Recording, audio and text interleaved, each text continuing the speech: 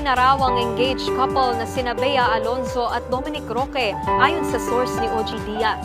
Napansin din daw ng netizens na hindi nasuot ni Bea ang kanyang engagement ring. Nasa frontline ng balitang yan si Johnny Alipoon. Sabi ng isang source, wala na sila. May mainit na namang revelasyon ang talent manager at showbiz vlogger na si OG Diaz. Ang tinutukoy niyang hiwalay na raw ang engaged couple na sina Bea Alonzo at Dominic Roque.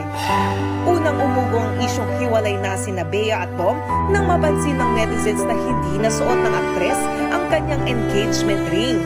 Sa isa namang interview, sinabi ni Bea na wala pa raw plano sa kanilang kasal matapos ang engagement nila last July.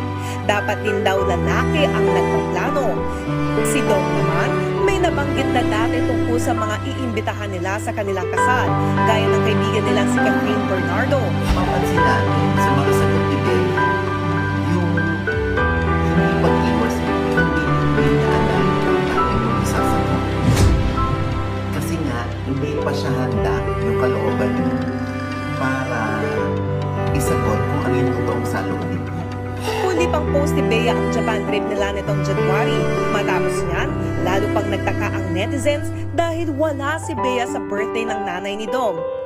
Wala rin si Dom sa family day ni na Bea kamakailan. May post din si Bea kasama ang mga kaibigan niyang sina Dimples Romana at ex-PBB housemate Beatriz Zo na tinawag niyang unpaid therapists niya. At may solo pic naman si Dom sa dagat.